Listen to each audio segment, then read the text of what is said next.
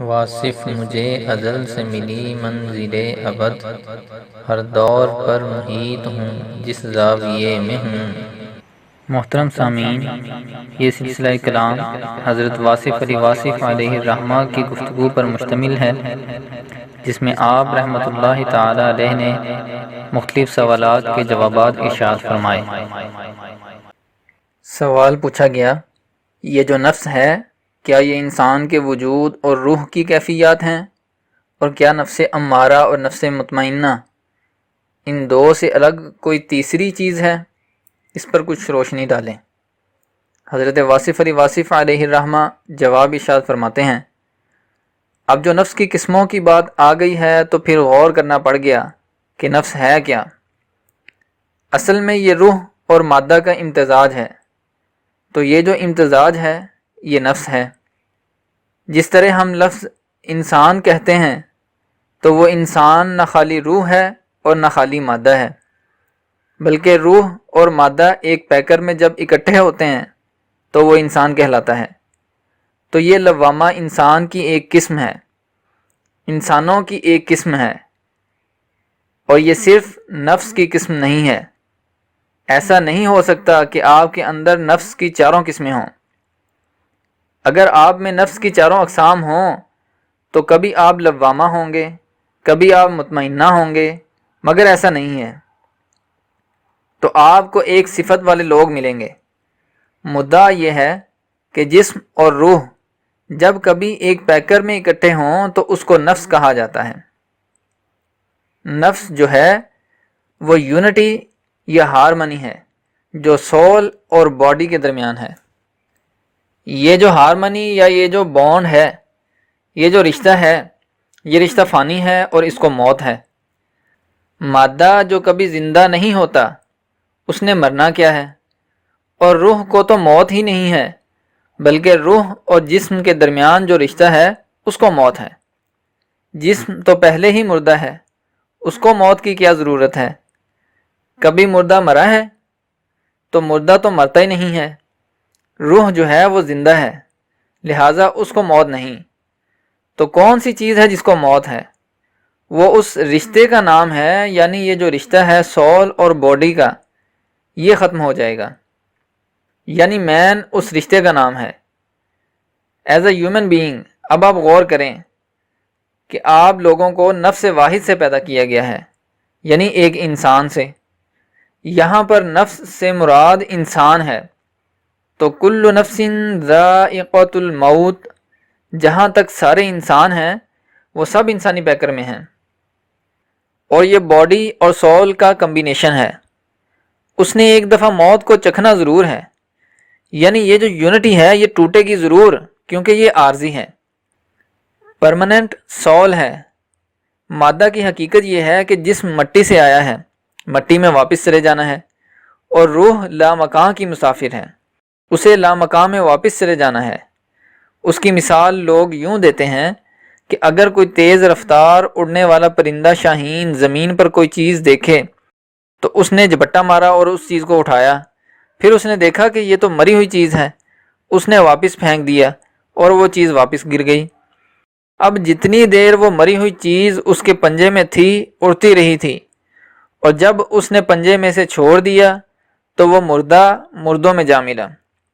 تو جب تک آپ کی روح اس مادے کو چلانے والی ہے اور اس گھوڑے کی سوار ہے، وہ اسے چلا رہی ہے، اور جب سوار نے گھوڑا چھوڑ دیا تو گھوڑا تو لکڑی کا ہے، وہ وہیں بیٹھ جائے گا۔ اس لیے یہ کمبینیشن تو یہیں ختم ہو جانا ہے۔ اور جب کبھی آپ سے سوال پوچھا جائے گا کہ یہ بتاؤ کہ تم نے دنیا میں کیا کھایا پیا ہے، تو یہ کمبینیشن قائم ہونا ضروری ہے۔ دوبارہ زندگی کا مطلب یہ ہے کہ روح تو مری نہیں، اس نے زندہ کس لیے ہونا ہے؟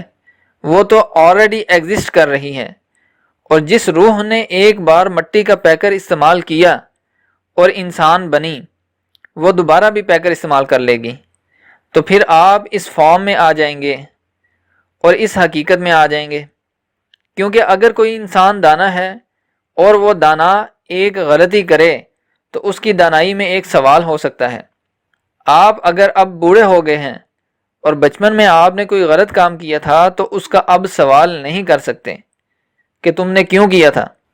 اسے اگر یوں کہیں کہ جب تو بچہ تھا تو یہ کام کر کے بھاگا کیوں تھا، تو وہ کہے گا وہ تو بچہ تھا، میں کہاں تھا، وہ تو بچہ بھاگا تھا۔ بچہ جب ختم ہو گیا تو اب آپ اس سے بچپن کے بارے میں سوال نہیں کر سکتے، کیونکہ اب وہ بچپن نہیں ہے۔ تو جس عمر میں آپ سے کوئی غلطی سرزد ہو گئی ہے تو اسی عمر میں سوال ہوگا۔ آپ کے اعمال کی باز پرس اس وقت ہوگی جب آپ کو اعمال کی کیفیات عطا کی جائیں، یعنی جس وقت آپ سے پوچھا جائے گا کہ یہ بات کیوں کی ہے تو پھر آپ کو وہی حالت عطا کی جائے گی۔ اللہ تعالیٰ نے ارشاد فرمایا کہ آپ کو دوبارہ اسی جامع میں اسی حالت میں پیش کیا جائے گا تاکہ آپ جواب دہ ہوں۔ تو بچپن کے اعمال بچپن کے اندر، آپ کے بچپن کے بارے میں جب پوچھا جائے گا تو آپ کو بچپن دے کر پوچھا جائے گا، اور جوانی کے بارے میں پوچھا جائے گا تو جوانی دے کر پوچھا جائے گا، کیونکہ پہلے جوانی میں آپ سے عمل ہوا ہے۔ اب اللہ کریم نے یہ فرمایا ہے کہ میں نے پہلے جوانی دی ہے، دوبارہ جوانی دے کر پوچھ لوں گا۔ بوڑھے آدمی سے جوانی کے اعمال نہیں پوچھ سکتے۔ پوچھیں گے کون آدمی تھا، کہے گا جوان تھا۔ اگر جوانی کے عمل کے بارے میں پوچھا جائے کہ تو نے اتنا کھایا پیا کیوں تھا، تو وہ کہے گا پہلے بد ہضمی ہے، کھانے پینے کا ذکر کہاں سے کر رہے ہو۔ اس لیے جوانی کی حالت میں جوانی کا سوال ہوگا، بڑھاپے کی حالت میں بڑھاپے کا سوال ہوگا۔ جب یہ پوچھا جائے گا کہ تم نے اولاد کے ساتھ کیا نیکیاں کی ہیں، تو پھر آپ کو صاحب اولاد بنا کر پوچھا جائے گا۔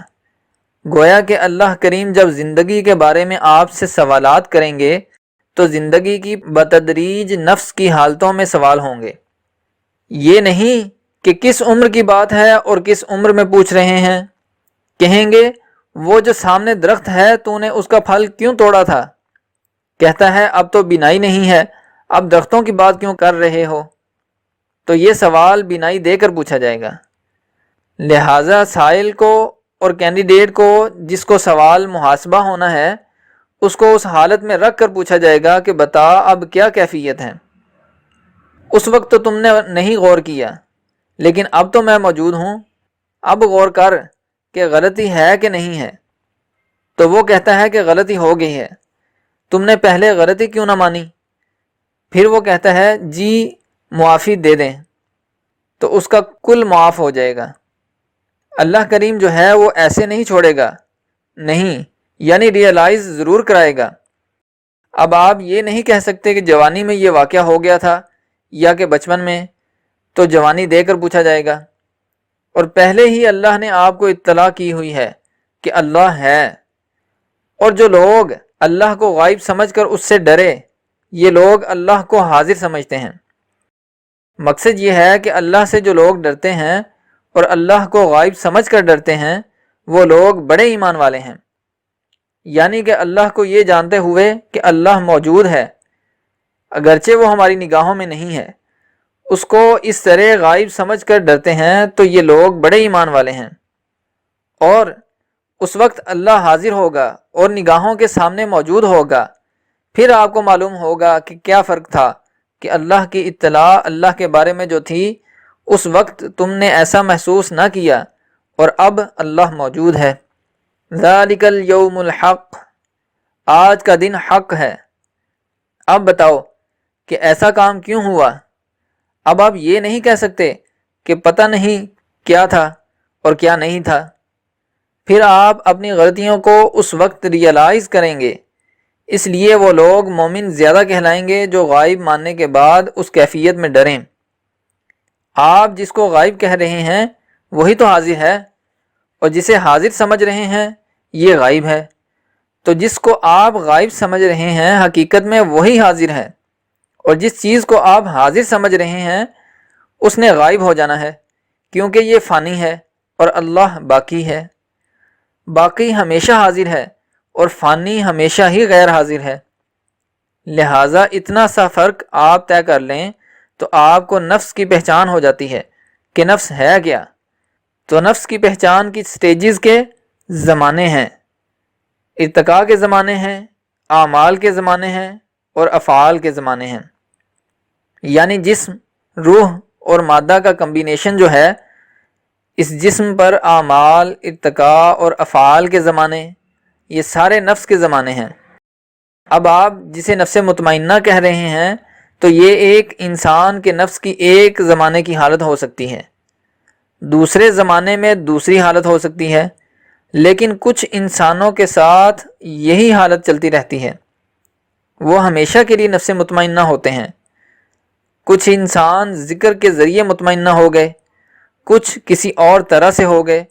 تو نفس کو جاننے کا مطلب یہ ہے کہ جسم اور جان کے رشتے کو اللہ کا احسان سمجھ کر اس کو پہچانو کہ یہ کیا چیز ہے، اور یہ پرماننٹ نہیں ہے، ہمیشہ رہنے والی چیز نہیں ہے، یہ جدا ہو جائے گا، یہ رشتہ جدا ہو جائے گا کیونکہ یہ ٹھہرنے والا نہیں ہے، اور یہ فورس کیا ہوا کمبینیشن ہے، یعنی کہ یہ اجزاء اور مختلف قسم کے عناصر کا مرکب ہے، ایک فانی ہے اور ایک ایٹرنل ہے۔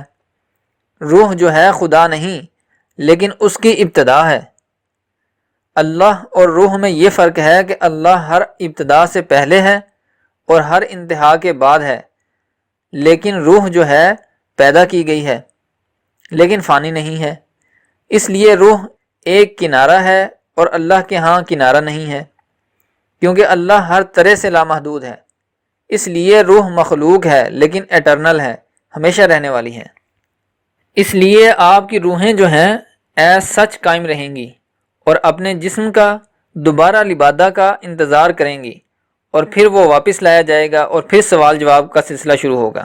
اس لیے نفس کو پہچاننے کا طریقہ یہ ہے کہ نفس نے اللہ کریم کے احکامات کو کس طرح مانا، کس طور مانا، اور وہ کس طرح کی کیفیت تھی، کیونکہ ماننے کا زمانہ آپ کی یہی زندگی ہے، زندگی کے بعد تو ماننا نہیں ہے۔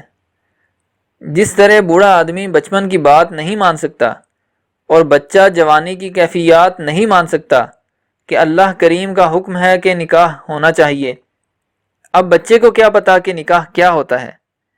اس لیے بچے کے احکامات بچے کے ساتھ، جوانی کے احکامات جوانی کے ساتھ، بڑھاپے کے احکامات بڑھاپے کے ساتھ، اور مرنے والوں کے احکامات۔ یہ نفس کی سٹیجز ہیں۔ پھر نفس کے درجات رکھے ہوئے ہیں، وہ چاروں کیفیات جو ہیں نفس کے درجے ہیں، اور ایک انسان میں بتدریج آ سکتے ہیں، یا ایک انسان میں کسی ایک کیفیت کے ساتھ قائم ہو جاتے ہیں۔ اس کو پہچاننا ہے، اور مکمل طور پر یہ پہچاننا کہ اللہ کریم نے کیا ارشاد فرمایا ہے۔ اس کو پہچاننے کا طریقہ جو ہے اپنے آپ کو پہچاننا، ذکر کے ذریعے پہچاننا، حکم کی اطاعت کے ذریعے پہچاننا، کسی کے کہنے پر پہچاننا، اپنے علاوہ دنیا کا مشاہدہ کر کے پہچاننا، پھر اپنا مشاہدہ کر کے پہچاننا، اور مر کے پہچاننا، زندگی کے ذریعے پہچاننا۔ تو جن انسانوں کو زندگی میں ہی موت سے آشنائی ہو گئی، ان کی موت کے ساتھ پہچان ذرا جلدی ہو جاتی ہے۔ کیفیت کا مطلب یہ ہے کہ جو کچھ موجود ہے سارے کا سارا سامان اللہ کے سپرد کر دیا۔ بچپن تو اپنے سسٹم کے لحاظ سے ترک ہوا، اور یہ آپ نے ترک نہیں کیا بلکہ ایوولوشن کے ساتھ ترک ہوا، اور جوانی اپنے ارتقاء کے لحاظ سے ترک ہو گئی۔ آپ کو پتہ نہیں چلا کہ بچپن کے بعد جوانی آ گئی۔ مطلب یہ کہ درجات ایوولوشن کے ساتھ ختم ہوتے ہیں اور زندگی موت کے ساتھ ختم ہوتی ہے۔ لیکن اب اس کو سمجھنا ہو تو اپنی بھرپور زندگی کے اندر سے ہٹ کر اسے پہچانو۔ اب بھرپور زندگی سے ہٹنا جو ہے یہ اصل معراج ہے۔ اس سے کیسے ہٹا جائے؟ ہم آپ کو کہتے ہیں کہ دیکھو، ایسے کام میں انوالو نہ ہونا جس سے نقصان ہو، جیسے آگ میں انوالو ہونے سے ہاتھ جل جاتے ہیں۔ اس سے پہلے کہ بجلی کا کوئی شوق لگے آپ اس کو ہاتھ ہی نہ لگائیں۔ تو یہ داناؤں کی بات ہے کہ وہ مرنے سے پہلے مر گئے۔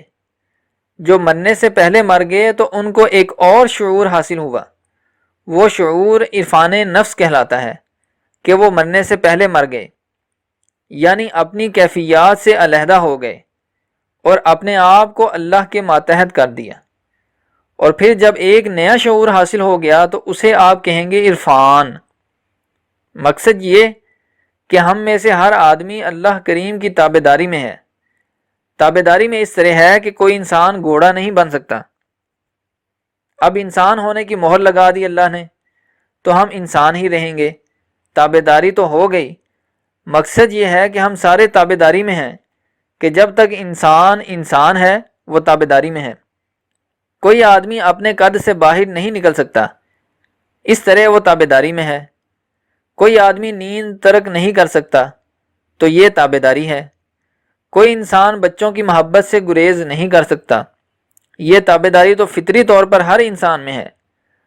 اب اس کے بعد مذہب کی کیفیت پیدا ہوئی۔ فطری طور پر ہر انسان میں ہے۔ آدمی اپنی ضروریات کا غلام ہے یا مجبوریوں کے ماتحت ہے۔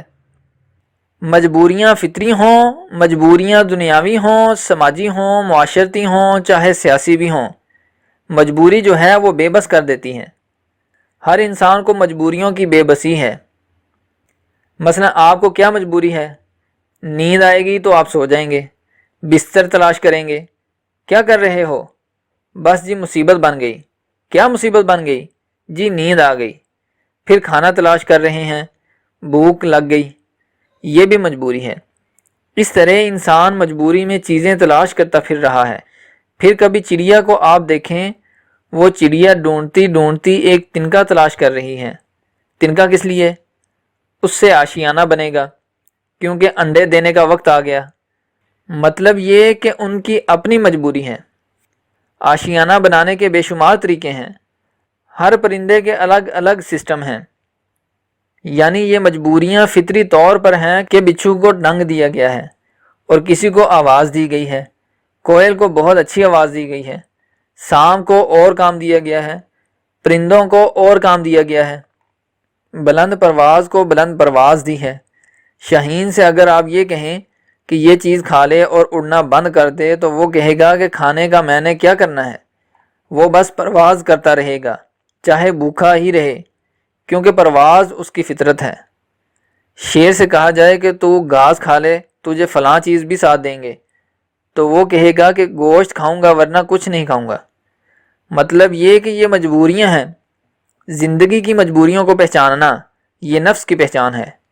آپ بات سمجھ رہے ہیں کہ نفس کی پہچان یہ ہے کہ کون سا انسان کس مقام پر جسم کے تقاضوں سے کیسے بے بس ہو گیا۔ جسم کیا ہے؟ روح اور مادہ کا امتزاج۔ جسم کے تقاضوں میں فطری محبت بھی ہے، ماں باپ کی محبت بھی ہے، اولاد کی محبت بھی ہے، کھانا بھی ہے، دوسری ضرورت بھی ہے، مکان بھی بنانا ہے۔ تو یہ سارے کا سارا کاروبار فطری ہے اور یہ سارا نفسانی ہے۔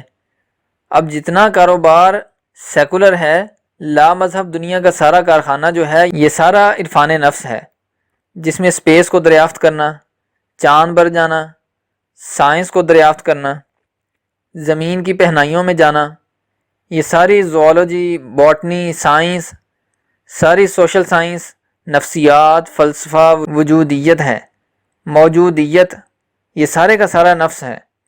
اس میں کسی حوالے کی ضرورت نہیں ہے۔ انسانی ذہن کی رفتار ہر رفتار سے زیادہ ہے، ہر رفتار سے اس طرح زیادہ ہے کہ ابھی میں سوچ رہا تھا کہ ایفل ٹاور کہاں ہے، اور پھر میں نے کہا آپ یہ بتاؤ کہ تاج محل کہاں ہے۔ ایفل ٹاور کدھر اور تاج محل کدھر؟ منٹ نہیں لگا ذہن کو، ذہن وہاں چلا گیا اور پھر ذہن یہاں چلا گیا، یعنی پہلے پیرس چلا گیا پھر آگرہ چلا گیا، اب ذہن جہاں مرضی چلا جائے۔ میں چمن میں چاہے جہاں رہوں، میرا حق ہے فصل بہار پر۔ تو ذہن ہر جگہ جا سکتا ہے۔ ذہن کی پرواز اور ذہن کا سفر لامحدود ہے۔ کوئی انسانی غم کسی طرح کا ہو، آنسو ایک جیسے ہیں۔ کمال کی بات تو یہ ہے کہ کل تو چوٹ لگی تھی اور تو رو رہا تھا، اور آج تجھے کوئی اور تکلیف ہوئی تو رو رہا ہے۔ کہتا ہے کہ تکلیف جس طرح کی ہو، رونا میں نے اسی طرح ہے۔ آپ بات سمجھ رہے ہیں؟ یعنی رونا جو ہے ہر طور پر غم کا باعث ہوگا۔ مطلب یہ کہ انسان کی آنکھ نے رونا ضرور ہے، اور مذہب والے ہوں یا لا مذہب ہوں، سب کی آنکھ میں آنسو یکساں ہوں گے، اور روتے ہوئے شکل تھوڑی سی خراب ہو جاتی ہے۔ تو یہ سارا نفس ہے، اور کہکا لگانا بھی نفس ہے، دوڑنا نفس ہے، آرام کرنا نفس ہے، کسی کے ساتھ نیکی کرنے کی فطری خواہش، بدی کرنے کی فطری خواہش، شہر چھوڑنے کی خواہش، شہر بسانے کی خواہش، سفر کرنے کی خواہش، مقیم رہنے کی خواہش، یہ سارا ہی نفس ہے۔ یہ زمین کا جتنا کارخانہ سجایا گیا ہے یہ سارا نفس ہے۔ پھر کہتے ہیں کہ اب اس کمبینیشن کو چھوڑ کے دیکھو اور کبھی روح کا زیادہ خیال رکھو۔ پھر لوگوں نے کیا کام کیا؟ جسم کو لاغر کر کے دیکھا۔ یہ دیکھنے کے لیے جسم کو لاغر کیا کہ گھوڑا اگر نہ ہو تو کیا سوار چل بھی سکتا ہے؟ پھر سوار کو دیکھا تو مضبوط تھا۔ اب یہ روح کی دنیا ہے، یعنی جسم کو لاغر کر کے دیکھا، جسم کو کمزور کر کے دیکھا، فاقہ کر کے دیکھا تو پھر اندر طاقت محسوس ہوئی، روح کی طاقت محسوس ہوئی۔ اگر روزے رکھو یا فاقہ کرو تو روح کے لیے تقویت ہوگی۔ کم سونا شروع کرو، روح میں تقویت ہو جائے گی۔ کم بولنا شروع کر دو، روح میں تقویت ہو جائے گی۔ سارے پٹ بند کر دو، یعنی وجود کے جتنے بھی سوراخ ہیں، سارے دروازے جو ہیں سب کو بند کر دو، یعنی جتنے بھی ایپرچرز ہیں سارے بند کر دو، سارے پٹ بند کر دو، جسم کے دروازے بند کر دو تو پھر آپ کو نرنجن خود بخود ہی آ جائے گا۔ کیوں نہیں ہوگا؟ اگر آنکھ بند رکھو، بینائی قائم ہے مگر آنکھ بند ہے تو نظر آنا شروع ہو جائے گا۔ سماعت قائم ہے مگر کان بند ہیں تو سنائی دینا شروع ہو جائے گا۔ جب سنائی دینا شروع ہو جائے گا پھر کان بند کرنے کے باوجود بھی سماعت قائم ہوگی۔ یہ سارا روح کا کام ہے۔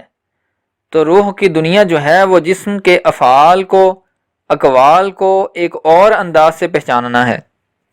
نفس کو پہچاننے کے لیے جب انسان روح کی دنیا میں آتا ہے تو پھر نفس کو ڈکٹیٹ کرنا شروع کرتا ہے۔ ڈکٹیٹ کا معنی حکم لگانا۔ نفسانی دنیا میں یعنی نفس کی دنیا میں کھانا کھاؤ گے تو صحت قائم رہے گی، اور روح کی دنیا میں کھانا نہ کھاؤ تو صحت قائم رہے گی۔ نفس کی دنیا میں جو سوئے گا وہ صحت مند ہوگا، اور روح کی دنیا میں جو سوئے گا وہ بیمار ہو جائے گا۔ یہ جو ہنسنا ہے یہ انسانی صحت کے لیے نفس کی دنیا میں بہت ضروری ہے۔ روح کی دنیا میں کم ہنسے گا بلکہ ہنسے گا ہی نہیں۔ اللہ کا فرمان ہے کہ وہ کم ہنستے ہیں اور روتے زیادہ ہیں۔ گویا نفس کی دنیا اور پیمانہ ہے اور روح کی دنیا اور پیمانہ ہے۔ یہ پرانے مذاہب، اسلام سے پہلے کے مذاہب، روح تک، روح کے اعلانات تک لے آئے۔ یہ اسلام سے پہلے کی بات ہے، اور مذہب سے پہلے کا زمانہ جو ہے یعنی مذہب نہ شامل ہو، پھر اگر انسان محنت کرے، غور و فکر کرے تو انسان کہاں تک پہنچے گا؟ نفس کی پہچان تک پہنچے گا۔ اگر اسلام سے پہلے کے مذاہب پر غور کرے گا، یعنی عیسائیت، ہندو، بدھ مت پر، تو یہ صرف روح کی پہچان تک ہیں۔ اسلام نے اس میں جو اضافہ کیا وہ یہ ہے کہ اس نے کہا بات یہ ہے کہ تم ٹھیک کر رہے ہو کہ نفس کی پہچان بھی ہونی چاہیے، روح کی پہچان بھی ہونی چاہیے، مگر اس سارے کے اندر ایک نئی چیز ہے۔ کبھی آپ نے غور نہیں کیا کہ مادہ تو مادہ ہے، روح تو روح ہے، روح اور مادہ کی جو کیفیات ہیں یہ بھی ہیں، لیکن ایک اور چیز پر غور کرو کہ تیری آنکھ کے اندر ایک بینائی ہے اور کائنات کے اندر ایک روشنی بھی ہے۔ تو اسلام نے نیا تصور دیا، وہ تھا نور کا تصور۔ اللہ کا جو تصور جو ہے یہ اسلام نے شامل کر دیا۔ پھر نفس بھی پیچھے رہ گیا، روح بھی پیچھے رہ گئی۔ اب آپ نور من نور اللہ کی طرف آؤ۔ آپ میری بات سمجھ رہے ہیں کہ یہ پہچان کا سب سے انتہائی درجہ ہے کہ آپ نور کو پہچانو۔ مثلا یہ کہ کائنات مرکہ نور ہے، یعنی کہ مرکہ وجود تو تھا ہی، اور مرکہ روح آپ نے دیکھا کہ اس کے اندر چلتا پھرتا جہاں ہے، لیکن اصل میں یہ کائنات مرکہ جمال ہے۔ اب جمال کو جب پہچاننا ہے تو روح، مادہ اور نفس سارے ہی اس کے تابع ہو گئے، کیونکہ آگے جمال ہے اور جمال کے آگے کچھ اور نہیں ہے۔ تو یہ عشاق کی دنیا ہے، یہ لگن کی دنیا ہے۔ جس طرح آپ کا دوست ہے، وہ لڑکا ہو یا لڑکی ہو، دوست جو ہے یہ نفس ہے، اور دوستی کرنے والا بھی نفس ہے۔ لیکن اگر دوستی کی لگن تیز ہو جائے، روح کے اندر داخل ہو جائے، اس کے اندر فضل الہی شامل ہو جائے، مجاز سے حقیقت بن جائے تو وہ نور میں شامل ہو گیا۔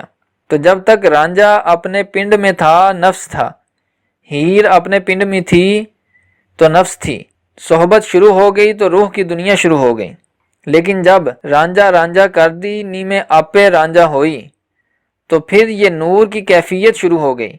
گویا کہ جب نور کی کیفیت شروع ہو جائے وہاں مقام اور ہو جاتا ہے، فنا بھی پیچھے اور بقا بھی پیچھے۔ تو مادہ فنا، نفس فنا، روح بقا اور نور فنا و بقا دونوں سے ماورا۔ اب آپ کو بات سمجھ آنی چاہیے کہ ہم جب تک اللہ کی صفات کی پوجا کرتے ہیں تو ہم زیادہ سے زیادہ بقا کی پوجا کرتے ہیں، بقا سے ماورا کی طرف ہم نہیں جا سکتے۔ ہم صفات مان رہے ہیں کہ اللہ کریم کو رازق ہونے کی حیثیت سے مانا کہ مجھے رزق مل گیا، اللہ کریم کی بڑی مہربانی ہو گئی۔ اگر آپ اس سے بلند ہو کر دیکھو تو نور کا مقام ہے، جہاں نہ رزق ہے، نہ لینا ہے، نہ دینا ہے، یہ تو نور کی کیفیت ہے۔ اللہ تو اللہ ہے، اللہ جو ہے یہ مذہب سے بلند ہے۔ اللہ نے آپ کے لیے اسلام رکھا، آپ اسلام میں رہو کیونکہ آپ کو حکم میں رہنا ہے، آپ کے لیے یہ اسلام کا حکم ہے۔ لیکن اسلام کے علاوہ بھی کائنات ہے۔ اب اگر چاند مسلمان ہے کہ کافر؟ آپ بتاؤ، چاند نہ مسلمان ہے نہ کافر ہے۔ اب اگر چاند سے محبت ہو گئی ہے تو آپ چاند میں مست ہو گئے، آپ نہ کافر رہے نہ مومن رہے۔ سورج سے محبت ہو گئی، نہ آپ کافر رہے نہ مومن رہے۔ کائنات سے محبت ہو گئی، نہ آپ کافر رہے نہ مومن رہے۔ یعنی خالق کی تخلیق سے یا مخلوق سے ہمہ رنگ یک رنگ ہو گئے۔ جب ہمہ رنگ یک رنگ ہو جائے تو آپ کا مذہب کیا ہوگا؟ آپ مذہب سے ماورا ہو گئے۔ اور یہ اتنا مشکل مقام ہے کہ اس کے اندر انسان سر کے بل گرتا ہے۔ ساتھ ہی یہاں پر وارننگ ہے، اس لیے بڑے بڑے فقیر جب اپنی مستی میں بلند ہوتے ہیں تو کہہ جاتے ہیں کافر عشق ہوں میں بندہ اسلام نہیں۔ اور فقر سکھانے والے پیر خانے کے لوگ کہتے ہیں کہ ہمیں کوئی پتہ نہیں ہے کہ کیا ہے کفر اور کیا ہے اسلام، ہم تو ایک ہی بات جانتے ہیں کہ اللہ کا امر چل رہا ہے، اور وہ چاہے تو اسلام ہی اسلام ہے اور وہ چاہے تو کفر ہی کفر ہے۔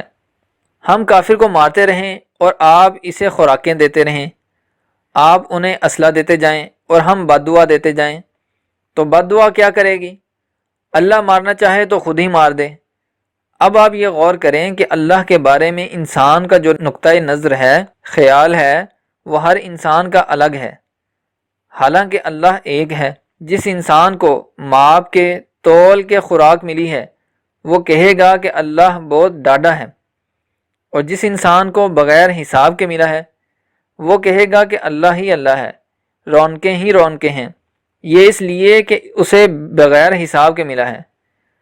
اب جس آدمی کو شکل خوبصورت ملی ہے وہ کہے گا کہ اللہ بڑا سخی ہے، اگر شکل میں ذرا کمزوری ملی ہے تو وہ کہے گا کہ اللہ کریم پتہ نہیں کہ کیا کیا کرتا رہتا ہے، اور اگر اس شکل کو چاہنے والا مل جائے تو ساتھ ہی اسی شکل کا شکر ادا کرتا ہے۔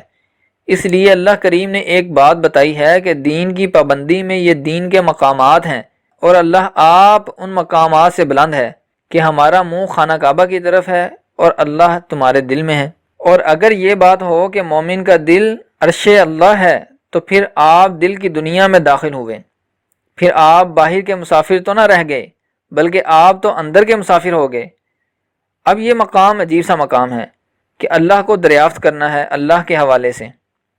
ہم صفات کے حوالے سے دریافت کرتے ہیں کہ یہ قہار ہے، یہ جبار ہے، یہ رؤوف ہے، یہ رحیم ہے، یہ گناہ ہے، یہ معافی ہے، یہ غلطی ہے اور یہ توبہ ہے۔ اللہ کریم ان سب سے ماورا ہے، بلند ہے۔ اب اللہ کی صفات کو ماننے والا صفات تک پہنچے گا، اور صفات جو ہیں اس سے متضاد بھی اللہ کی ہیں، اس لیے اللہ آپ کو سمجھ نہیں آتا۔ ایک آدمی عبادت کرتا رہتا ہے تو اس کو قرار ملتا ہے، سکون ملتا ہے۔ دوسرے کو کچھ حاصل ہوا، 10 روپے مل گئے، عبادت کرنے کے بعد دکان چل پڑی، اس نے بڑی عبادت کی ہے، اور ساتھ والا جو پڑوسی ہے اس کی دکان بغیر عبادت کے چل رہی ہے، اور ہم پر اللہ نے بڑا فضل کیا، پیر صاحب خوش ہو گئے۔ ایک انگریز آتا ہے اور کتنے ہی پیسے وہ پھینک کر چلا جاتا ہے۔ یعنی ہم بڑی دعا کرتے ہیں، وظیفے پڑھتے ہیں، پھر دست غیب سے 50,000 روپے مل گئے، اور ادھر سے امریکن ایڈ آ گئی کہ 3 ارب روپے دے دو پاکستان کو، واپس نہیں مانگنا۔ ہماری کیفیات میں غوث کا لفظ جو ہے عطا کرنے والے سخی کی بات ہے، اور ہم دیکھتے ہیں کہ امریکہ اور روس والے کافر ہیں اور کروڑوں روپے مفت دے دیتے ہیں کہ آپ کو ایڈ چاہیے، چلو یہ لے لو، 2 ارب روپے فی الحال لے لو، باقی بعد میں دے دیں گے۔ کوئی مسئلہ نہیں، یعنی وہاں تو مزے ہو رہے ہیں حالانکہ کافر ہیں، لہٰذا اگر ہم اللہ سے بھی مدد منسوب کرتے ہیں تو وہ مدد کافر ہی کر دیتا ہے۔ اللہ شفا دینے والا ہے تو یو سی ایچ کیا کر رہا ہے، یعنی امریکن ہاسپٹل، تو آپ کو ہاسپٹل کی ضرورت کیا ہے اگر اللہ شفا دینے والا ہے؟ گویا کہ یا تو ہمیں یہ یقین نہیں ہے کہ اللہ شفا دیتا ہے یا پھر ہاسپٹل بھی شفا دیتا ہے۔ اگر ہاسپٹل بھی شفا دیتا ہے تو پھر آپ یہ نہ کہو کہ اللہ شفا دیتا ہے۔ شفا کا تعلق ڈاکٹر کے ساتھ ہے اور اللہ کا تعلق کسی اور بات سے ہے۔ آپ کو بات سمجھ آئی؟ آپ بڑی مشکل سے بچے میڈیکل کالج میں داخل کراتے ہیں، گویا کہ شفا ہو گئی، ڈاکٹر بنے گا اور مریضوں کا پیسہ بھی صاف کرے گا اور بیماری بھی صاف کرے گا، یعنی دونوں کام کرے گا۔ جو بھی صفت آپ اللہ کی بیان کریں، کوئی سی بھی آپ بات کریں، وہ صفت کہیں نہ کہیں انسانوں میں پائی جائے گی۔ اللہ ذات جو ہے وہ صفات سے ماورا ہے۔ اللہ کریم نے آپ کے سمجھنے کے لیے کچھ صفات بتائی ہیں کہ میں معاف کرنے والا ہوں، رؤوف ہوں، رحیم ہوں اور اول بھی ہوں آخر بھی ہوں، ظاہر بھی ہوں باطن بھی ہوں۔ اب ظاہر بھی وہ ہے، باطن بھی وہ ہے، اور اگر ہم اسے اندر سمجھیں تو باہر کون ہے، باہر دیکھیں تو پھر اندر کون ہے، تو پھر اندر بھی وہ ہے باہر بھی وہ ہے، پھر میں کون ہوں؟ بات تو اتنی سی رہ گئی کہ اندر بھی وہ ہے باہر بھی وہ ہے، پھر درمیان میں کون ہے؟ تو یہ صفات کی دنیا ہے۔ اور اگر آپ ذات کی دنیا میں داخل ہو جائیں تو جلوہ ذات سے ذات کی دنیا میں پہنچنے والا مقام نور سے متعارف ہوتا ہے۔ نور جو ہے نفس اور روح دونوں سے بلند ہے۔ گویا کہ دنیا کا سفر، پہلا سفر نفس کا سفر ہے اور ضرورت کا سفر ہے۔ کھانے کا تعلق بھوک سے ہے، سونے کا تعلق نیند سے ہے، بارش کے ساتھ مکان کا تعلق ہے، اور مجبوریوں کا علاج کرتا رہا بیچارہ انسان، لیکن پھر سوچا کہ اب روح کی بات کریں تاکہ کچھ لطافت، کچھ کیفیات ہوں، اور پھر فائنل سٹیج آ گئی، یعنی اسلام۔ کیونکہ نور کے آگے مقام کوئی نہیں ہے، لہٰذا اسلام کے بعد مذہب کوئی نہیں ہے۔ اب نور کے آگے کیا مقام ہو سکتا ہے؟ اس لیے اسلام کے بعد کوئی مذہب نہیں آئے گا، اور حضور پاک صلی اللہ علیہ وسلم کے بعد کوئی پیغمبر نہیں آئے گا، کیونکہ مقام نور بیان ہو گیا۔ مقام نور کا معنی ہے جلوہ نور اور اللہ کریم کی ذات۔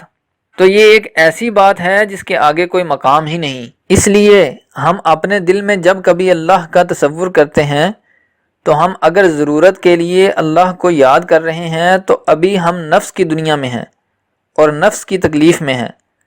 نفس کی تکلیف ہو تو انسان کی دور کر سکتا ہے، یعنی اگر آپ کو نیند نہیں آتی تو ہم آپ کو دوائی دے دیتے ہیں کہ دوائی کھا لی جائے تو نیند آ جائے گی۔ نفس کی بیماری، اس کا علاج انسان کر سکتا ہے، یعنی کوئی دوسرا انسان۔ اگر آپ کے پاس پیسہ نہیں ہے تو کسی بھائی سے مانگ لو، یہ نفس کا علاج ہو گیا۔ چھوٹے موٹے نقائص ہیں، یہ دور ہو جائیں گے۔ نفس کا علاج، نفس کی ضروریات، نفس کی مجبوریاں دوسرا انسان ایک انسان کے لیے پوری کر سکتا ہے۔ یہاں پر انسان ہی قادر ہے، یعنی نفس کی دنیا میں۔ نفس کی دنیا میں انسان وہ تکلیف دور کر سکتا ہے کہ جو تکلیف نقصان کا باعث ہے۔ روح کی دنیا میں دعا کی ضرورت ہوتی ہے۔ مثلا ایک انسان کو دوسرے انسان سے محبت ہو گئی اور وہ انسان جو عام لگتا ہے اب ہماری طرف مائل نہیں ہوتا، یہاں پر دعا کی ضرورت پڑ گئی، تو وہ انسان جو ہے اس کو باقی انسانوں سے ممتاز بنا رہا ہے، کیونکہ محبت ہو گئی ہے۔ اگر سارے بچے زندہ ہیں تو کوئی پتہ نہیں، اور جب اپنا بچہ بیمار ہوا تو اس نے کہا کہ ساری دنیا بیمار ہے۔ اب یہ روح کا رشتہ ہو گیا، تو روح کے رشتے میں اپنائیت آ گئی، تو نور کے رشتے میں الہیات آ جاتی ہے۔ بس اللہ کے حوالے سے بات کرنی ہے، دشمنی بھی اس کے حوالے سے اور دوستی بھی اس کے حوالے سے۔ اور نور کا رشتہ جو ہے یہ پھر اور ہی کیفیت ہے کہ اس کو زیادہ دے دو اور اس کو کم دے دو۔ وہ کہتا ہے کہ ہم دونوں ایک وقت پر آئے ہیں، لیکن اس کو زیادہ کیوں دیا گیا ہے؟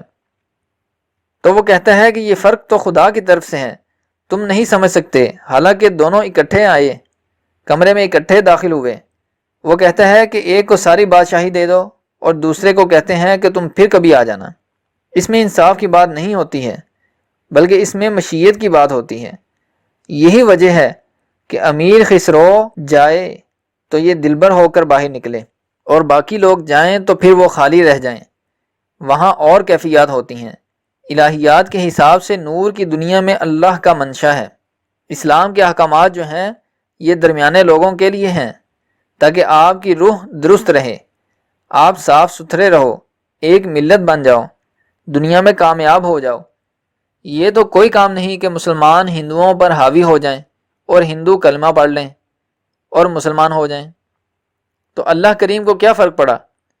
اگر یہی اللہ کا شوق ہو کہ کلمہ سب کو پڑھانا ہے تو اللہ کے لیے کیا مشکل ہے؟ ایک ساتھ میں اللہ ہی اللہ ہے، کوئی انکار کر سکتا ہے کیا؟ یہ ایک بات ہے اسلام سمجھانے کے لیے۔ اصل میں بات یہ ہے کہ آپ صفات سے نکل کر ذات کے دائرے میں داخل ہوں تو یہ نور ہے، اپنے وجود سے نکلو تو یہ نفس ہے، اور محبت میں داخل ہو جاؤ تو یہ روح ہے، اور اللہ کی مشیت میں چلے جاؤ تو یہ نور ہے۔ وہ لوگ جو اللہ سے ڈرتے رہے غائب میں، ان کے لیے مغفرت ہے۔ مقصد یہ ہے کہ اللہ کو دیکھے بغیر ڈرتے رہے کہ ہم اللہ سے ڈرتے ہیں، حالانکہ اللہ سامنے نہیں آیا۔ تو وہ لوگ جو اللہ کے سامنے نہ آنے سے ڈرتے رہتے ہیں، وہ لوگ اس وقت نہیں ڈریں گے جب اللہ سامنے ہوگا۔ اب ہے ڈرنے کا وقت، اور آج اسے ڈر نہیں ہے، کیونکہ غائب میں ڈرنے والا صرف وہی ہوتا ہے جس کو شوق ہو۔ وہ صرف قانونی طور پر تو نہیں ڈرتا، اور کبھی اللہ سے چھپ کر اپنا کام کر لیتا ہے، اور جس کو اللہ کا شوق ہو وہ کبھی ایسی بات نہیں کرے گا، ڈرتا رہے گا، اس کا شوق قائم رہے گا، تاکہ کہیں ایسا نہ ہو کہ میرا تعلق کمزور ہو جائے۔ وہ ایمان سے آگے کی بات ہے۔ جس طرح سلطان العارفین نے کہا، ایمان سلامت ہر کوئی منگدا تے عشق سلامت کوئی ہو، یعنی یہ جو عشق سلامت مانگے یہ اسلام سے آگے کی بات ہے۔ جہاں عشق جاتا ہے وہاں ایمان کی خبر نہیں ہوتی۔ عشق الہی نور ہے، اس لیے یہ مقام قائم کیا گیا ہے، اور وہ لوگ اللہ سے ڈرتے رہتے ہیں۔ دو قسم کی مثالیں دی ہیں ڈرنے کی بزرگوں نے۔ سب سیاں رل پانی نو چلیاں تے کوئی کوئی آسی بھر کے، جنہاں نے بھر کے سر تے رکھیا تے پیر درن ڈر ڈر کے، یعنی سب سہیلیاں مل کے پانی بھرنے چلی ہیں، مگر ان میں کوئی کوئی بھر کے آئے گی، اور جو بھر کے آئے گی وہ زمین پر احتیاط سے پاؤں رکھ کے چلے گی۔ آپ بات سمجھے کہ خوف ان کو ہوتا ہے جن کے پاس مال ہوتا ہے، خوف اس کو ہوتا ہے جس کے پیٹ میں بچہ ہو، کہ رفتار اور چال میں احتیاط رکھے۔ مقصد یہ ہے کہ اللہ کریم کی موجودگی جو ہے ایسا خوف پیدا کرتی ہے۔ اس قسم کا میٹھا خوف ہوتا ہے کہ کہیں ایسا نہ ہو کہ یہ رشتہ میری غلطی سے منقطع ہو جائے، ایسی غلطی نہ ہو۔ اور وہ ایسی غلطی اس لیے نہیں کرتا کہ کہیں یہ کیفیت ختم نہ ہو جائے۔ باقی کیفیت نفس ہے، تو نفس وہی ہے جب مجبوریاں پیش آ جائیں گی، اور روح کی حالت میں مجبوریاں ختم ہو جائیں گی۔ اب اگر شطرنج کا شوق ہو تو مجبوریاں غائب ہو جاتی ہیں۔ اگر انسان مجبوری کا بندہ ہے تو سمجھو کہ نفسانی بندہ ہے بیچارہ، تو وہ کہتا ہے وہاں پر جانا ضرور ہے، دیکھو مجھے دوائی چاہیے، تو علاج بھی کر لو اور دعا بھی کر لو۔ وہاں جانا ہے، شادی پر جانا ہے، چاہے ادھار لے کر جائے، تو یہ نفسانی بندھن ہے، مجبوریاں ہیں۔ اگر مہمانوں کے لیے گھر میں کوئی چیز نہیں ہے تو کسی سے قرضہ لے کر کھانا نہ پکاؤ۔ آپ کے گھر میں اگر کوئی آئے تو جتنا کچھ ہے آپ اتنا ہی کرو، بجائے اس کے کہ آپ ادھر ادھر کی باتیں کرو۔ تو نفس جو ہے یہ مجبوریوں کا نام ہے۔ آپ دیکھو کہ آدمی کی زیادہ دنیا مجبوریوں کی دنیا ہے، نفس کی جکڑی ہوئی ہے۔ انسان بھاگا جا رہا ہے، آ رہا ہے، جا رہا ہے، صبح سے دوڑ رہا ہے بیچارہ، آگے آگے خواہش ہوتی ہے اور پیچھے پیچھے بندہ ہوتا ہے۔ کبھی مجبوری آگے آگے بھاگتی ہے اور بندہ پیچھے ہوتا ہے، کبھی مجبوری چابک لیے پیچھے آتی ہے اور بندہ آگے آگے بھاگ رہا ہوتا ہے۔ مجبوری کے ہاتھ میں کوڑا بھی ہے اور یہ بگاتی ہے انسان کو کہ ادھر جاؤ ادھر جاؤ۔ پھر وہ سوچتا پھرتا ہے کہ قرضہ دینا ہے، مجبوری ہے۔ پھر کوئی بات یاد آتی رہتی ہے، یہ سوچنے کی مجبوری ہے۔ تو مجبوری چین سے نہیں بیٹھنے دیتی، اور یہ ساری نفس کی بات ہے۔ اگر دوست مل جائے، مجبوری بے شک قائم ہو تو چین آ جاتا ہے۔ مجبوری وہی ہے، غریب ہے، امیر نہیں ہوا، لیکن دوست مل گیا، کہتا ہے جی دوست مل گیا ہے، اب غریبی کا ڈر نہیں، حالانکہ دوست کوئی پیسہ تو نہیں، لیکن وہ کیفیت بدل گئی۔ اور اگر اللہ کے ساتھ رشتہ ہو جائے تو پھر یہ سمجھ آ جاتی ہے کہ دینے والے نے غریبی دی ہے، اس سے بڑا شکر کیا ہے کہ غریبی اس نے دی ہے۔ تمہاری امیری جس نے دی ہے، تم امیری کا شکر ادا کرو اور ہم غریبی کا شکر ادا کریں۔ چٹھی تو ایک طرف سے آئی ہے، تیری چٹھی پر اور لفظ لکھے ہوئے ہیں جبکہ میری چٹھی پر اور حرف لکھے ہوئے ہیں، اس لیے اگر بھیجنے والا ایک ہی ہے تو چٹھی جو بھی آئی ہے شکر کی بات ہے۔ اس لیے ان لوگوں کو جو منشا آشنا ہو جاتے ہیں انہیں اور لطف آ جاتا ہے، مجبوریاں ختم ہو جاتی ہیں اور وہ ایسے نظام میں داخل ہو جاتے ہیں کہ وہاں کائنات میں آزاد ہوتے ہیں، پابندیوں کے باوجود وہ پابند نہیں ہوتے۔ کہتا ہے کون؟ جواب دیا اسرائیل، بسم اللہ جی، تھوڑی سی چائے تو پی لو پھر تمہارے ساتھ چلتے ہیں۔ مطلب یہ ہے کہ اتنا ہی فرق ہوتا ہے ان کو، اور کوئی لمبی چوڑی پابندی نہیں ہوتی کہ ٹھہر جا کوئی چابیاں اٹھا لوں، کوئی وصیت کر لو۔ تو کیسی وصیت اور کیسے نامے، بس وہاں چلے جاؤ کہ وہاں پہلے ہی انتظار ہے۔ یہ ہوتی ہے نور کی دنیا۔ اس لیے آدھی دنیا مجبوریوں کی دنیا ہے، نفس کی دنیا ہے، اور کم لوگ ہیں جو وابستگی کی دنیا سے ہیں۔ وہ روح ہوتی ہے اور مذہب سے تعلق ہوتا ہے۔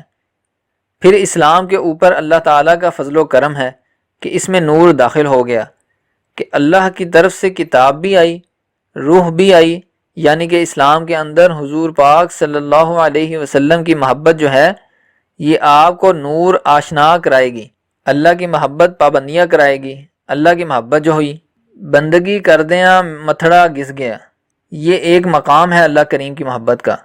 اور جب آپ کو حضور پاک صلی اللہ علیہ وسلم سے محبت ہو جائے گی تو پھر آپ کو ایک اور کیفیت محسوس ہوگی، پھر آپ کو پتہ چلے گا کہ کائنات جو ہے یہ مرکہ نور ہے، مرکہ جمال ہے، بلکہ ساری کی ساری عین نور ہے۔ پھر اس کے بعد یہ کائنات مظہر انوار ہے۔ جب مظہر انوار تک آپ پہنچ جائیں گے تو پھر آپ کو بات سمجھ آ جائے گی۔ اب آپ مظہر نور خدا کہو یا کچھ اور کہو، جو مرضی کہو، سب ٹھیک ہے۔ اس لیے یہ ایک مقام ہے نفس کو پہچاننے کا، یہی ایک ذریعہ ہے۔ نفس کو پہچانو گے تو آپ کو پتہ چلے گا کہ بات کیا ہے۔ اللہ کے ساتھ جو تعلق ہے وہ نفس کی پہچان کا بھی ہے اور نور کی پہچان کا بھی ہے۔ یہ تینوں مقام بیان فرمائے گئے ہیں۔ روح کا جو مقام ہے وہ یوم یقوم الروح، ایک دن یہ روحیں اپنے مقام پر قائم ہو جائیں گی، تو روح کے بعد ملائکہ کا درجہ ہے، اور پھر آگے مقام ہے نور کا۔ رب کی جمع ارباب ہے اور اللہ کی جمع نہیں ہے۔ رب تو بہت سارے ہو سکتے ہیں، اللہ تو رب الارباب ہے۔ ماں رب ہے یعنی پانے والی، رب کے پاس ربوبیت ہے تمہارے لیے۔ اللہ تعالیٰ نے خود فرمایا کہ یوسف علیہ السلام کا جو جیلر تھا اس کا نام رب السجن یعنی کہ قید خانے کا رب۔ تو رب کا لفظ بے شمار جگہ پر استعمال ہوا ہے، اور اللہ بھی رب ہے بلکہ رب الارباب ہے، یعنی سب سے بڑا رب، پالنے والا۔ تو پالنے والا جو ہے اس کو آپ پہچان سکتے ہیں۔ اپنے رازق کو نہ پہچانے تو محتاج ملوک، تو رازق کو پہچانو۔ رازق جو ہے یہ آپ کے رزق ذریعے آپ تک رسائی کرتا ہے، اور مالک جو ہے چاہے آپ کے پاس رزق پہنچے نہ پہنچے اس نے سجدہ کرا لینا ہے۔ تو چاہے غریب ہو چاہے امیر ہو آپ سجدہ کرو۔ ہم اس بات کو نہیں جانتے۔ تو اللہ اور مقام ہے، اللہ ذات ہے اور رب اس کی صفت ہے۔ تو آپ اپنے رب کو پہچان سکتے ہیں۔ مثلا نیند ہے، اب آپ اپنے رب کو پہچانو کہ غنودگی آ رہی ہے۔ اب آپ یہ پہچان رہے ہیں کہ آپ کے جسم کی بحالی ہو رہی ہے، کہ تھکے ہوئے آپ کے سارے اعضاء آرگنز وہ سارے نیند میں ریہیبلیٹیٹ ہو رہے ہیں اور آرام آ رہا ہے۔ اب یہ بغیر خوراک کے ہو رہا ہے اور آپ دوبارہ ریسٹور ہوتے جا رہے ہیں۔ تو آپ رب کو پہچانو کہ اللہ کریم نے کیا سسٹم بنایا ہے اور اس کا پرچار کرتے رہو۔ پھر جب آپ عبادت کے حوالے سے چلیں گے تو آپ اللہ کی عبادت کریں گے۔ رب کا مقام اور ہے، رب ہے پالنے والا ساری کائنات کا۔ رب کی تعریف کرتے ہیں اور عبادت اللہ کی کرتے ہیں۔ رب کی ثنا ہے پھر وہ اللہ ہی ہے، میرا مطلب ہے کہ وہی پالنے والا ہے۔ پیدا کرنے والا، ٹھہرانے والا، قائم کرنے والا، سسٹین کرنے والا، مینٹین کرنے والا، کریٹ کرنے والا، ریکریٹ کرنے والا، تو وہ رب ہی ہے اور وہ اللہ ہی ہے۔ لیکن رب اس کی ایک صفت ہے۔ رحیم اللہ بھی ہے، رحیم اللہ کے محبوب بھی ہیں۔ مقصد یہ کہ صفات جو ہیں یہ انسانوں میں بھی ہو سکتی ہیں، مثلا پالنے والی صفت۔ اس لیے ان کے حوالے سے آپ اللہ کی رسائی چاہو کہ اللہ تعالیٰ کیا ہے، اللہ کی رسائی آپ سمجھ نہیں سکتے جب تک آپ کسی جاننے والے سے نہ پوچھو، اور جاننے والا اس کائنات میں سوائے ایک ہستی کے کوئی اور ہستی نہیں ہے۔ بس باقی سارے اندازے ہیں، باقی صرف اندازے ہی ہیں، اور ان اندازوں کے حوالے سے بچنے کے لیے آپ یہ کہو کہ جاننا انہی کو مبارک اور ہمیں ماننا مبارک۔ وہ جانتے رہیں اور ہم مانتے رہیں، ہم تو ماننے والے لوگ ہیں۔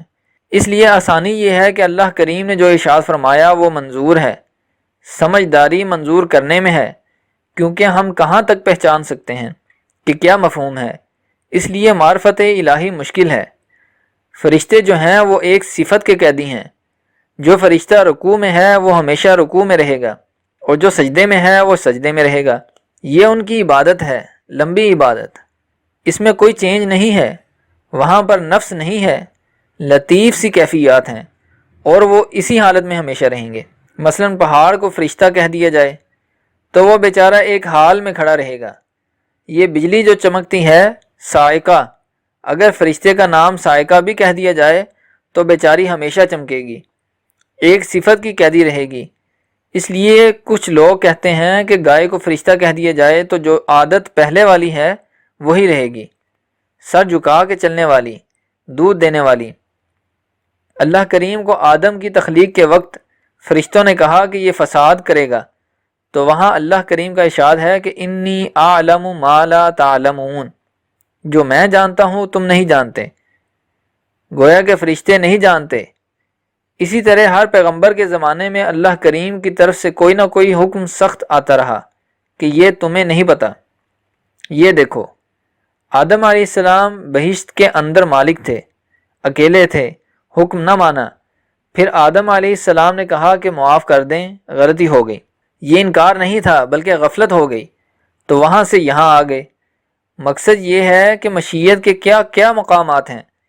جب اللہ نے کہہ دیا کہ یہ نہ ہو تو وہ نہیں ہونا چاہیے۔ اسی طرح کسی پیغمبر کی واضح طور پر کوئی دعا منظور نہیں ہوئی، لیکن سرکار علیہ السلام کے ساتھ کبھی ایسا واقعہ نہیں ہوا۔ سرکار نے کوئی دعا کی ہی نہیں جو منظور نہ ہوئی ہو، کیونکہ وہ جانتے ہیں کہ اللہ کی منشا کیا ہے۔ یہ نہیں ہو سکتا کہ سرکار کی ذات سے آپ کی زبان سے کوئی بات نکلے اور وہ نہ ہو۔ آپ اس حد تک مشیت آشنا ہیں۔ واحد ذات ہے جن کے لفظ کی صداقت کبھی کمزور نہیں ہوئی۔ اس لیے عرفان الہی کا یہ نور کا مقام آپ ہی کا ہے کہ آپ اس مقام تک پہنچے۔ باقیوں نے اللہ کریم کا جلوہ دنیا میں دیکھا، آپ نے جلوہ سے ذات تک رسائی کی۔ باقیوں نے ذات کا جلوہ دیکھا، آپ نے جلوے والی ذات دیکھی کہ واحد ذات آپ ہیں کہ باقی جلوے دیکھتے رہے۔ ظاہر جلوے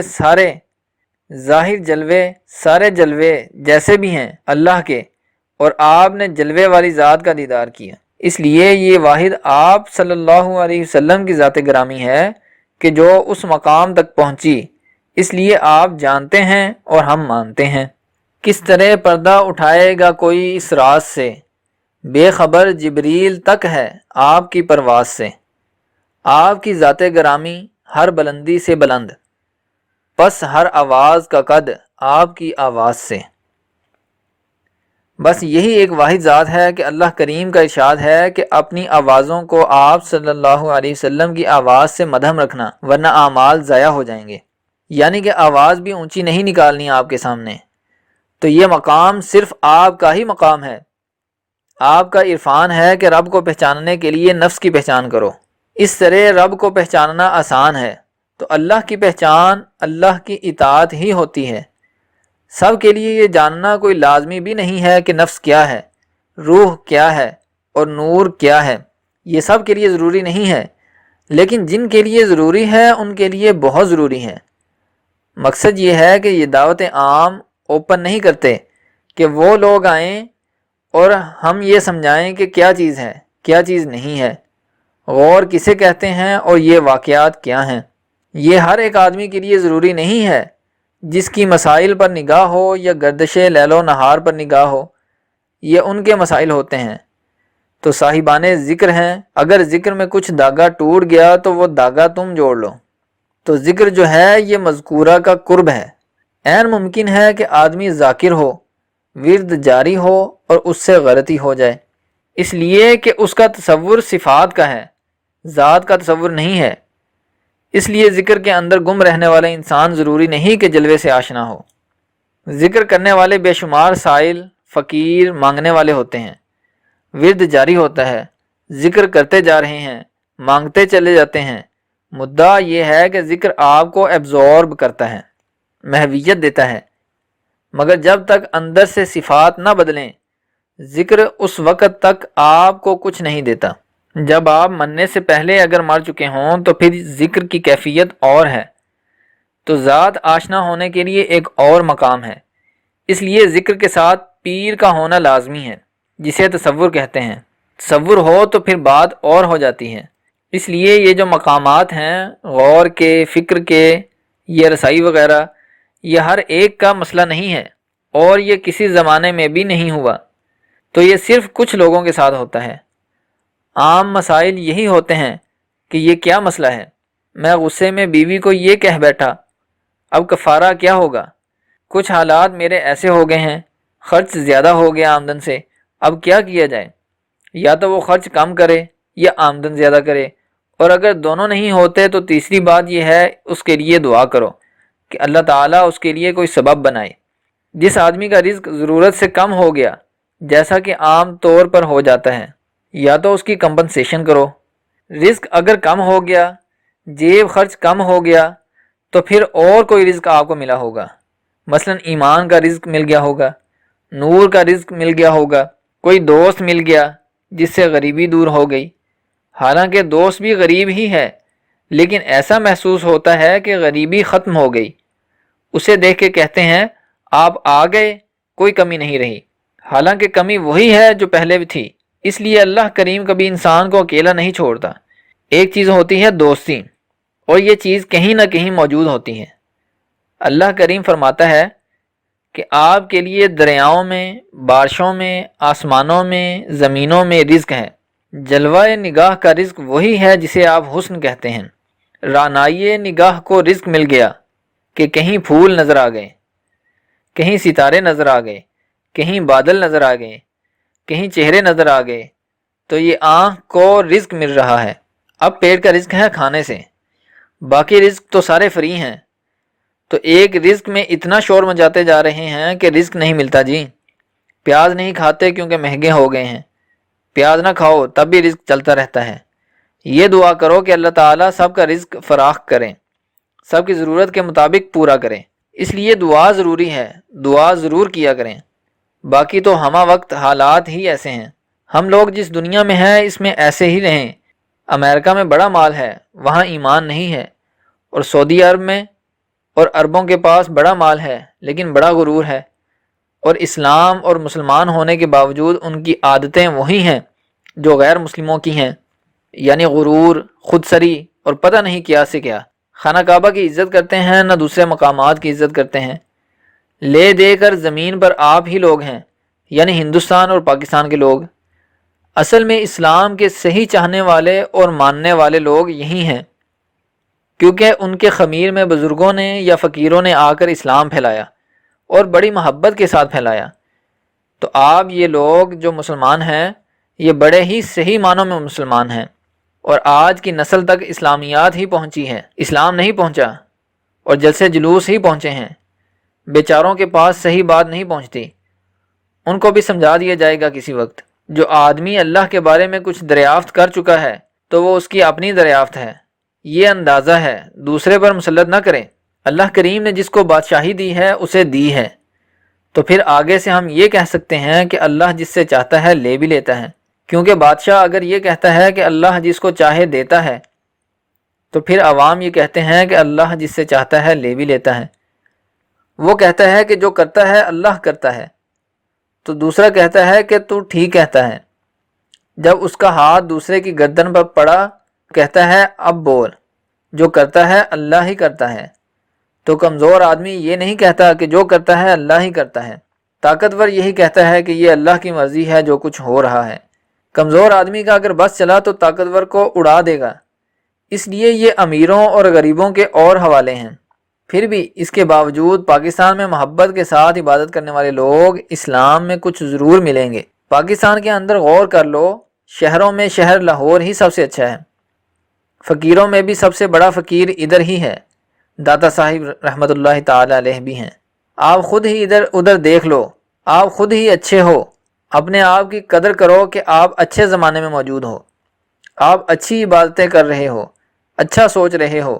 یہ زمانہ جب کہ غریب الوطنی کا زمانہ ہے، فکر کا زمانہ ہے، تفکرات کا زمانہ ہے، کھانے میں فیض نہیں ہے، پیسے کمزور ہیں چاہے جتنے بھی ہوں، وفا نہیں ہے، ساتھی نہیں ہے، بچے گساخ ہیں، بیویاں کہنا نہیں مانتی ہیں تو پھر منواتی رہتی ہیں، خرچے زیادہ، آمدن کم، بڑی پریشانی کا زمانہ ہے۔